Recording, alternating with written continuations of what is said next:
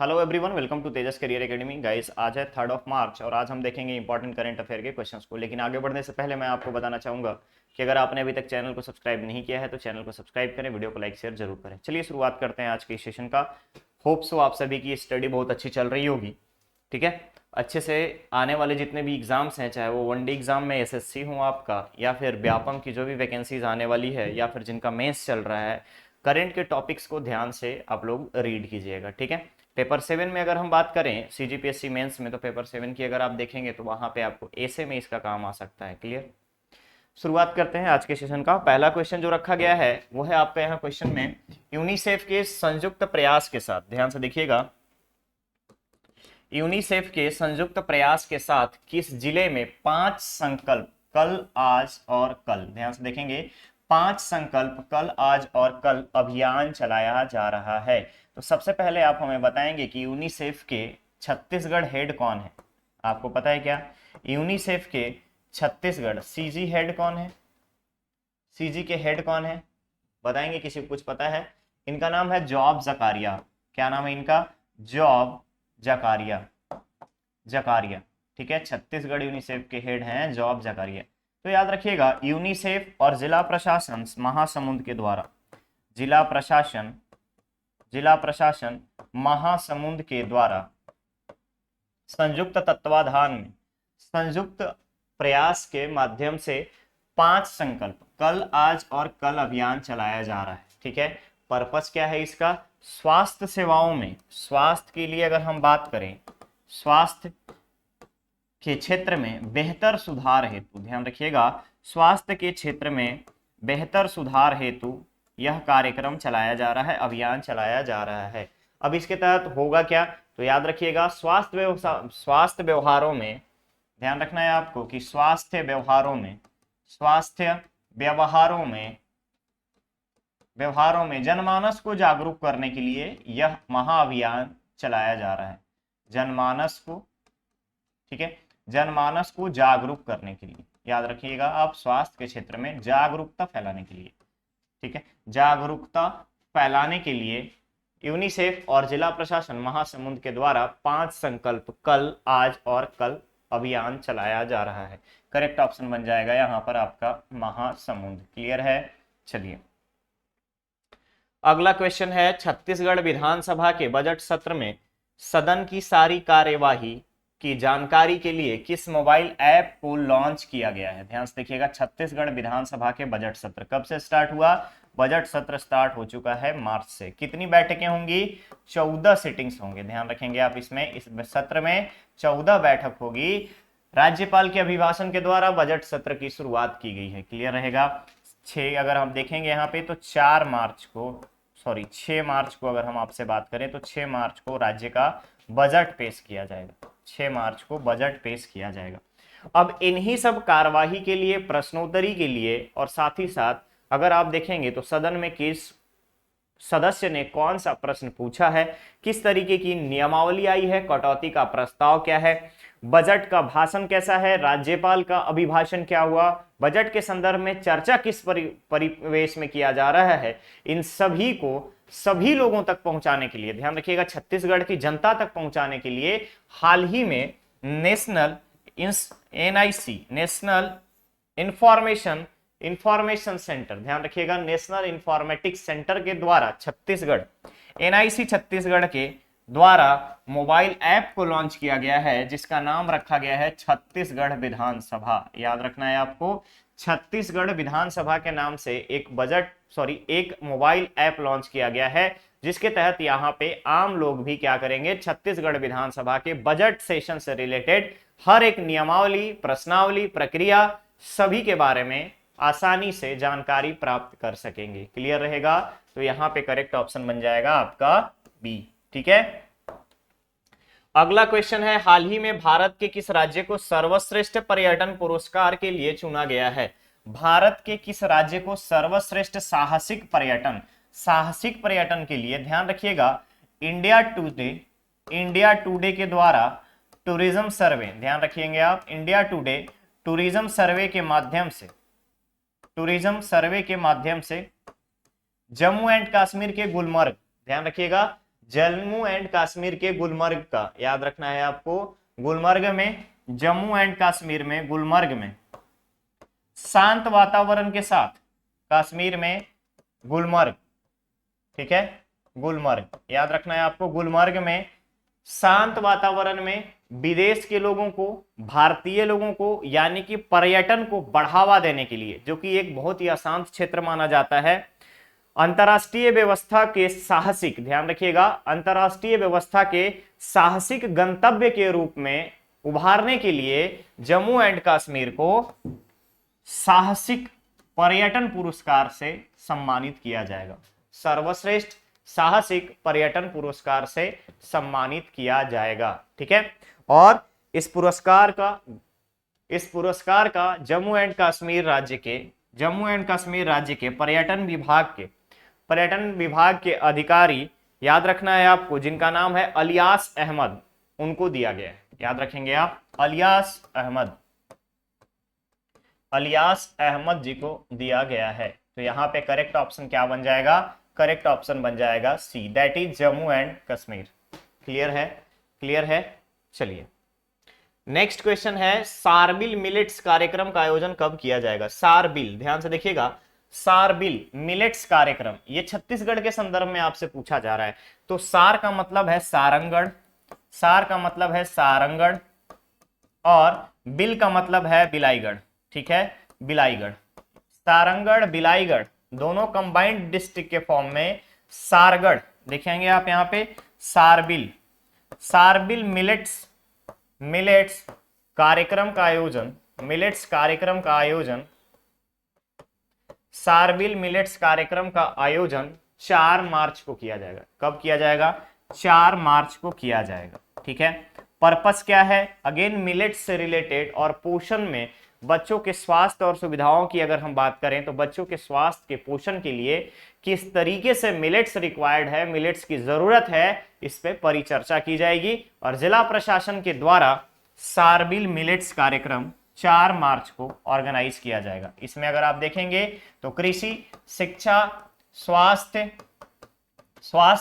सभी विभाग के अधिकारियों के द्वारा, ठीक है, अधिकारियों के द्वारा यहां पर स्टॉल लगाकर इंफॉर्मेशन यानी कि जानकारी दी जाएगी, ठीक है, जानकारी दी जाएगी, ठीक है। शिक्षा का क्या रिक्वायरमेंट है? तो यहाँ पे शिक्षा यानी कि मिड डे मील में किस तरीके से आपको छत्तीसगढ़ के 12 जिलों में मध्याह्न भोजन में मिलेट्स को शामिल किया गया है, इसके बारे में जानकारी दी जाएगी। बच्चों को पढ़ाने के बारे में जानकारी दी जाएगी।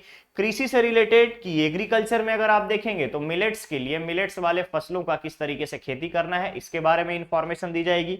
स्वास्थ्य के लिए किस तरीके से मिलेट्स की जरूरत है, इसके बारे में बताई जाएगी। क्लियर रहेगा? तो करेक्ट ऑप्शन बन जाएगा 4th of March, that is D,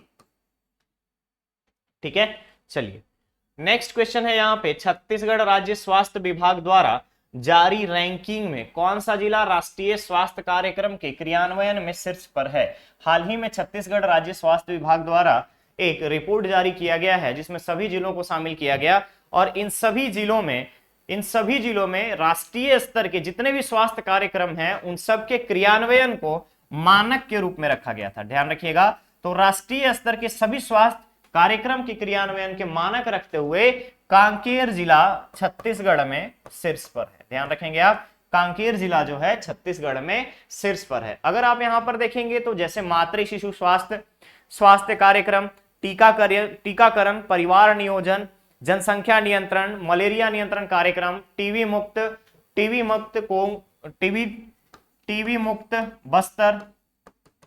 मुक्त बस्तर संभाग, ठीक है, इसमें कांकेर का सबसे ज्यादा योगदान देखा गया है, ठीक है। टीबी मुक्त बस्तर संभाग में कांकेर का, उत्तर बस्तर का सबसे ज्यादा यहाँ पे कंट्रीब्यूशन देखा गया है। तो इस रिपोर्ट के माध्यम से हमें यह पता चलता है कि राष्ट्रीय स्तर के जितने भी स्वास्थ्य कार्यक्रम है सभी के क्रियान्वयन में कांकेर जो है शीर्ष पर है। इससे पहले अगर आपने देखा होगा तो आपको याद होगा कुछ दिन पहले एसडीजी सस्टेनेबल डेवलपमेंट गोल में धमतरी डिस्ट्रिक्ट, याद रखना है आपको, धमतरी डिस्ट्रिक्ट इस पे था, टॉप में था, यानी फर्स्ट पोजीशन पे था धमतरी एसडीजी में 2021 के रिपोर्ट के अकॉर्डिंग। क्लियर रहेगा? तो करेक्ट ऑप्शन यहां पर बन जाएगा आपका ए। That is Kanker. अगला क्वेश्चन है, बिम्स्टेक के ऊर्जा केंद्र की गवर्निंग बॉडी की पहली बैठक किस शहर में आयोजित की गई? बिम्स्टेक, आप लोग जानते हैं बिम्स्टेक क्या है? बिम्स्टेक 10 देशों का समूह है। बिम्स्टेक जो है 10 देशों का समूह है। कौन कौन सा? India, Bangladesh, Bhutan, Nepal, Sri Lanka, Thailand, Myanmar, ठीक है, म्यांमार। इसके अलावा अगर आप देखेंगे इंडिया, भूटान, बांग्लादेश और हाँ 7, टोटल 7 कंट्रीज का एक ग्रुप है। याद रखना है आपको, टोटल 7 कंट्रीज का बिम्स्टेक एक ग्रुप है, जिसमें आपके भारत के सारे पड़ोसी देश इसमें शामिल हैं, जिसमें से इंडिया, बांग्लादेश, भूटान, नेपाल, श्रीलंका, थाईलैंड और म्यांमार। क्लियर रहेगा? इन सभी की एक ग्रुप है बिम्स्टेक। तो हाल ही में बिम्स्टेक के ऊर्जा सेंटर की अगर हम बात करें, एनर्जी सेंटर की अगर हम बात करते हैं, energy centre BIMSTEC, BEC, BIMSTEC energy centre के गवर्निंग बॉडी की बैठक हुई। गवर्निंग बॉडी की बैठक हुई और भारत में यह बैठक बेंगलुरु में आयोजित किया गया। ध्यान रखेंगे आप, बेंगलुरु में आयोजित किया गया। ठीक है, बेंगलुरु में आयोजित किया गया। तो करेक्ट ऑप्शन यहां पर बन जाएगा बेंगलुरु। ठीक है, मैंने सार्क के बारे में आपको बता दिया था, दक्षिण देशों के बारे में। यहां पे बिम्स्टेक में 7 मेंबर्स हैं, याद रखिएगा आप। ठीक है, आगे बढ़ते हैं। अगला क्वेश्चन है, सीएमआई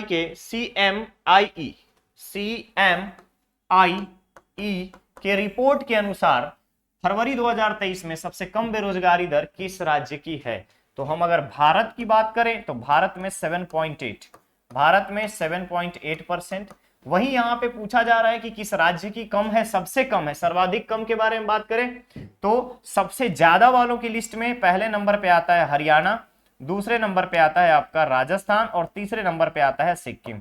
हरियाणा की बात करें 29.4%, राजस्थान की बात करें तो राजस्थान में 26.8% और सिक्किम की बात करें तो 21%। ये आपके टॉप बेरोजगारी वाले, अनएम्प्लॉयमेंट वाले डिस्ट्रिक्ट्स में, स्टेट्स में आते हैं। लेकिन सबसे कम की बात की गई है तो सबसे कम जो आया है वो है आपका छत्तीसगढ़ का, जहां पे 0.8% फरवरी 2023 में है। ध्यान रखिएगा, जहां पे छत्तीसगढ़ की बेरोजगारी जो है वो 0.8% है छत्तीसगढ़ की। क्लियर रहेगा?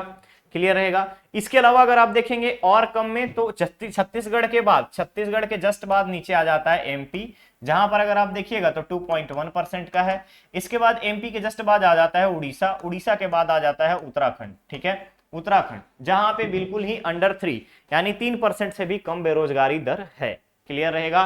तो करेक्ट ऑप्शन यहां पर बन जाएगा आपका Chhattisgarh, that is C. Haryana जो है सर्वाधिक बेरोजगारी में नंबर 1 पे, राजस्थान दूसरे नंबर पे, सिक्किम तीसरे नंबर पे। ठीक है, और सबसे कम में सबसे नंबर 1 पे है छत्तीसगढ़, दूसरे में एमपी, तीसरे में उड़ीसा, चौथे में उत्तराखंड। क्लियर रहेगा? क्लियर रहेगा, करेक्ट ऑप्शन सी। अगला क्वेश्चन है, बेस्ट फीफा वुमेन्स प्लेयर का खिताब किसे दिया गया है? ध्यान रखेंगे, बेस्ट फीफा वुमेन्स प्लेयर खिताब वर्ष 2022 के लिए किसे दिया गया है? तो अगर वुमेन्स की बात कर रहा है, मेंस में अगर हम देखें, मेंस में अगर हम देखें तो किसे दिया गया है? लियोनल मेसी को। ध्यान रखिएगा आप, लियोनल मेसी को। अर्जेंटीना, कहां के हैं ये? अर्जेंटीना के। ध्यान रखिएगा, अर्जेंटीना। ठीक है, अर्जेंटीना का है। और दूसरा अगर हम बात करें तो यहां पे फीफा वुमेन्स प्लेयर के बारे में बात कर रहा है तो एलेक्सिया पुटेलस को दिया गया है। विमेंस की अगर हम बात करें, विमेंस में अगर हम देखें तो यहां पे Alexia Putellas, Barcelona, Alexia Putellas कहां की है? बार्सिलोना की। पुटेलस कहां की है? बार्सिलोना। ठीक है, बार्सिलोना। अब यहां पर देखेंगे 2 नाम और दिख रहा होगा, मेरी ईपर्स और सरीना विगमैन। तो मेरी ईपर्स के बारे में बात करें तो बेस्ट गोलकीपर, विमेंस गोलकीपर में अगर आप देखेंगे तो बेस्ट वुमेन्स गोलकीपर के लिए, गोलकीपर के लिए। ठीक है, गोलकीपर कहां की है? विमेंस गोलकीपर कहां की है? ये मेरी ईपियर्स। तो याद रखना है, मेरी ईपियर्स जो है यहां, मेरी ईपियर्स जो है इंग्लैंड की है, इंग्लैंड की है। ठीक है, और दूसरा है यहां पे सरीना विगमैन। ठीक है, सरीना विगमैन जो है, जस्ट 1 मिनट, मेरी ईपियर्स जो है ये है आपके मैनचेस्टर की, और सरीना विगमैन जो है वो इंग्लैंड की है, बेस्ट कोच के लिए, बेस्ट विमेंस कोच के लिए। ध्यान रखिएगा, बेस्ट कोच के लिए सरीना विगमैन, कहाँ की है, इंग्लैंड। विगमैन कहाँ की है, इंग्लैंड की। ठीक है, ये चीज आप याद रखिएगा। हाल ही में फीफा 2022 के बेस्ट प्लेयर्स की, बेस्ट कोच की, बेस्ट गोलकीपर के लिए अगर हम बात करें तो 2022 का खिताब दिया गया है। उनमें से मेंस में लियोनल मेसी, ठीक है, विमेंस में एलेक्सिया पुटेलस, वुमेन्स गोलकीपर में आपका मैरी इपर्स, उसके बाद बेस्ट कोच विमेन के लिए सरीना विगमैन को पुरस्कार दिया गया है। तो करेक्ट ऑप्शन आपका यहां पर हो जाएगा C, that is Alexia Putellas, क्योंकि यहां पे क्वेश्चन पूछा गया है बेस्ट फीफा वुमेन्स प्लेयर का खिताब, तो एलेक्सिया पुटेलस को। अगला क्वेश्चन है, अंटार्कटिका में भारत किस क्रम का सबसे बड़ा अनुसंधान केंद्र स्थापित करेगा, रिसर्च सेंटर। ठीक है, सबसे बड़ा रिसर्च सेंटर। तो अंटार्कटिका को अगर हम देखें तो 7 महाद्वीपों में से अंटार्कटिका को छोड़ दिया गया है। अंटार्कटिका को सिर्फ इसको साइंटिफिक रिसर्च के लिए रखा गया है, साइंटिफिक रिसर्च के लिए रखा गया है। तो साइंटिफिक रिसर्च में जब देखेंगे आप तो यहां पे अलग अलग कंट्रीज के करीब करीब 100 से अधिक अनुसंधान केंद्र रनिंग है, 100 से ज्यादा रिसर्च सेंटर यहां पे काम कर रहे हैं। भारत अंटार्कटिका में 1981 में आया और सर्वे के बाद 1982 में पहली बार मैत्री नाम से, ध्यान रखेंगे आप, मैत्री नाम से इसने रिसर्च सेंटर खोला। ठीक है, दूसरा जो था वो था गंगोत्री, ध्यान रखेंगे, दक्षिण गंगोत्री के नाम से रिसर्च सेंटर खोला, जबकि दक्षिण गंगोत्री जो है एट प्रेजेंट बर्फ के नीचे दब चुकी है। ठीक है, अंटार्कटिका की एक खासियत क्या है कि यहां पे 100 से भी ज्यादा, 100 से अधिक मीठे पानी की झील है, याद रखिएगा, मीठे पानी की